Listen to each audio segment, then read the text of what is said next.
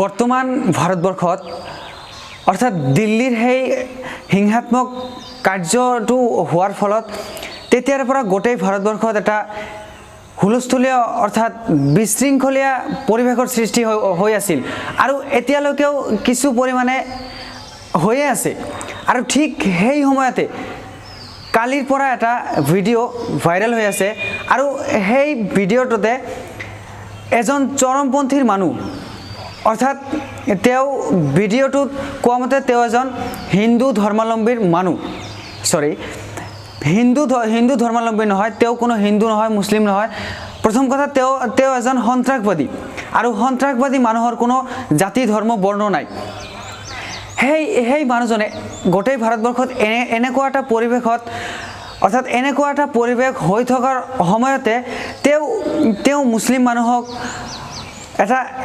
এটা আতংকবাদী আৰু ভয়ানক কিছুমান কথা কৈ আছে যে মুছলমান ধৰ্মাৱলম্বীৰ মানুহবোৰক তেওঁ অপেনলি কৈ আছে যে মুছলমান ধৰ্মাৱলম্বীৰ মানুহক তেওঁ মাৰিব।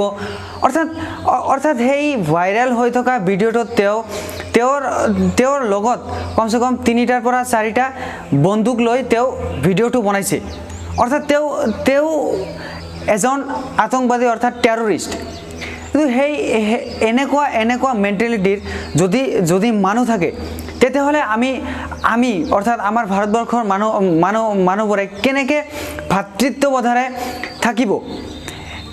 এইসকল কিছুমান মানুহৰ কাৰণে গোটেই ভাৰতবৰ্ষখন বৰ্তমান এটা অস্থিৰ পৰিৱেশত আহি পৰিছে। ভাৰতবৰ্ষখন এনে এখন দেশ অৰ্থাৎ ভাৰতবৰ্ষখন এটা জাতি ধৰ্ম সকলো ধৰ্মাৱলম্বীৰ মানুহবোৰ মিলিজুলি থকা এখন দেশ আৰু ইমান সুন্দৰ আৰু এনেকুৱা এখন দেশৰ মাজত যদি এনেকুৱা ধৰণৰ কাৰ্য কোনোবা ব্যক্তিগত মানুহে সংগঠিত কৰে তেতিয়াহ'লে এই দেশখনত আৰু হুলস্থুলীয়া পৰিৱেশৰ সৃষ্টি হ'ব পাৰে। তো মই জাষ্ট ভাৰত চৰকাৰ বা আমাৰ অসম চৰকাৰ সেইজন টেৰৰিষ্ট বা সেইজন আতংকবাদী যিখন ৰাজ্যৰে নহওক কিয় সেইখন ৰাজ্যৰ পুলিচে যাতে অতি সোনকালে তাক এৰেষ্ট কৰে আৰু তাক উপযুক্ত শাস্তি প্ৰদান কৰে। কাৰণ এইসকল মানুহে দেশত থকাৰ অধিকাৰে নাই।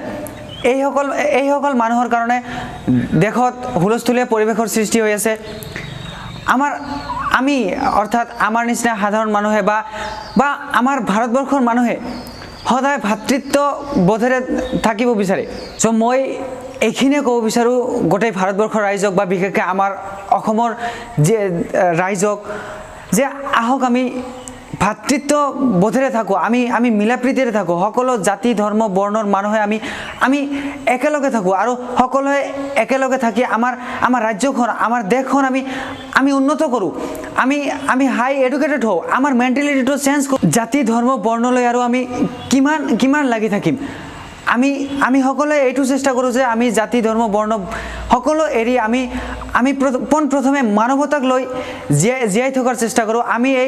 আমি এটা উন্নতমানৰ মেণ্টেলিটি লৈ জীয়াই থকাৰ চেষ্টা কৰোঁ। আমি সকলোৱে হাই এডুকেটেড হৈ আমি আমাৰ ৰাজ্যখন বা আমি আমাৰ গোটেই দেশখন সকলোৱে মিলিজুলি আগবাঢ়ি লৈ যোৱাৰ চেষ্টা কৰোঁ।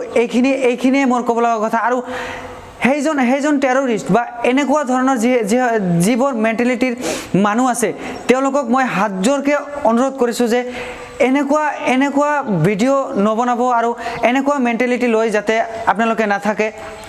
আপোনালোকৰ এনেকুৱা মেণ্টেলিটিৰ কাৰণে আৰু আপোনালোকৰ এনেকুৱা চ'চৰ কাৰণে গোটেই ভাৰতবৰ্ষখন এটা আজি এনেকুৱা পৰিস্থিতিত আহি পৰিছে। আজি চাওক দিল্লীত সেই হিংসাত্মক ঘটনাৰ ফলত প্ৰায় 50জন মানুহে মৃত্যুৰ লগত যুঁজি থাকিব লগা হৈছে আৰু 45জন মানুহে মৃত্যুক সাৱটি ধৰিব লগা হৈছে। চ' আমি এইখিনিয়ে ক'ব বিচাৰোঁ যে আমি সকলোৱে মিলিজুলি থকাৰ যাতে আমি সকলোৱে চেষ্টা কৰোঁ।